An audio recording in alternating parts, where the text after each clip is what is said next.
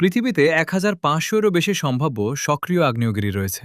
এর মধ্যে কিছু পৃথিবীর সবচেয়ে বড়, কিছু সবচেয়ে ভয়ঙ্কর, আবার কিছু তাদের ইতিহাসের জন্য বিখ্যাত।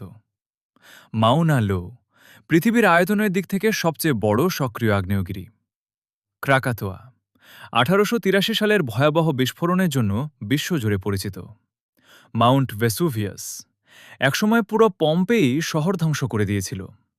মাউন্ট ফুজি জাপানের সবচেয়ে বিখ্যাত আগ্নেয়গিরি এবং জাতীয় প্রতীক। মাউন্ট এটনা ইউরোপের অন্যতম সক্রিয় আগ্নেয়গিরি। কিন্তু আজ আমরা জানব পৃথিবীর সবচেয়ে বড় সক্রিয় আগ্নেয়গিরি মাউনা লোয়া সম্পর্কে।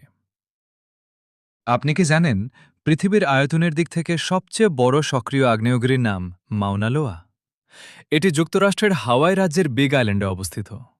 মাউনা লোয়া নামটির অর্থ হল দীর্ঘ পাহাড়। নামের মতোই এটি সত্যিই বিশাল। আর চ্যানেলে যদি নতুন হয়ে থাকলে প্লিজ সাবস্ক্রাইব ইউটিউবার ম্যান। সমুদ্রপৃষ্ঠ থেকে মাউনা লোয়ার উচ্চতা প্রায় ৪,১৬৯ মিটার। কিন্তু এর আসল বিস্ময় লুকিয়ে আছে সমুদ্রের নিচে। আগ্নেয়গিরিটির ভিত্তি প্রশান্ত মহাসাগরের তলদেশে শুরু হয়েছে। সেই ভিত্তি থেকে চূড়া পর্যন্ত পুরো উচ্চতা ধরলে এটি প্রায় ৯ কিলোমিটার, যা অনেক দিক থেকে মাউন্ট এভারেস্টের উচ্চতার কাছাকাছি। মাউনা লোয়া প্রায় ৭ লাখ বছর আগে গঠন শুরু হয় এবং প্রায় ৪ লাখ বছর আগে সমুদ্রপৃষ্ঠের ওপরে উঠে আসে। এরপর থেকে অসংখ্যবার অগ্নুৎপাত হয়েছে। সর্বশেষ অগ্নুৎপাত হয় ২০২২ সালের নভেম্বর মাসে।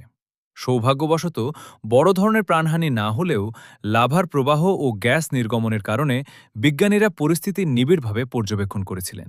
মাউনা লোয়া এটি শিল্ড ভলকানো বা ঢাল আকৃতির আগ্নেয়গিরি। এর লাভা তুলনামূলকভাবে তরল হওয়ায় তা অনেক দূর পর্যন্ত ছড়িয়ে পড়ে। তাই এটি খুব উঁচু ও খাড়া না হয়ে অনেক প্রশস্ত আকার ধারণ করেছে। এই কারণেই আয়তনের দিক থেকে এটি পৃথিবীর সবচেয়ে বড় সক্রিয় আগ্নেয়গিরি। আজও বিজ্ঞানীরা মাউনা লোয়ের প্রতিটি নড়াচড়া পর্যবেক্ষণ করেন, কারণ ভবিষ্যতে আবারও অগ্নুৎপাত হতে পারে। এটি শুধু হাওয়াই নয়, পৃথিবীর অন্যতম গুরুত্বপূর্ণ আগ্নেয়গিরিগুলোর একটি। প্রকৃতির এই বিশাল সৃষ্টি আমাদের মনে করিয়ে দেয় পৃথিবী এখনও জীবন্ত এবং প্রতিনিয়ত পরিবর্তিত হচ্ছে। এমন আরও অজানা ও চমকপ্রদ তথ্য জানতে আমাদের সঙ্গে থাকুন। Please subscribe YouTuber man. পরের পর্বে বলবো ক্র্যাকাটোয়ার সেই ভয়াবহ বিস্ফোরণের গল্প, যা ইতিহাসের অন্যতম শক্তিশালী প্রাকৃতিক দুর্যোগ হিসেবে পরিচিত।